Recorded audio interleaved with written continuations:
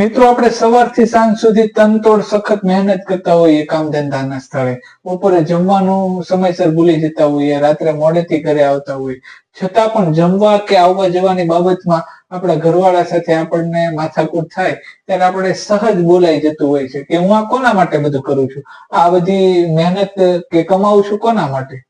આવું જ કંઈક ભગવદ્ ગીતાના પહેલા અધ્યાયના 32-33માં શ્લોકમાં અર્જુન સાથે થાય છે. અર્જુન અહીં કૃષ્ણને કહે છે કે જે લોકો માટે હું યુદ્ધ કરું છું, યુદ્ધ જીતીને જે રાજ્ય મેળવું છું, એ લોકો તો મારી સામે યુદ્ધમાં ઉભા છે. પોતાનું બધું જ ગુમાવીને, પોતાનું પ્રાણની આહુતિ આપીને પણ મારી સામે યુદ્ધ કરવા માટે એવો તત્પર છે. તો આ બધું કોના માટે કરું? આ વસ્તુ આપણને ભગવદ્ ગીતાના આ શ્લોકમાંથી શીખવા સમજવા મળે છે.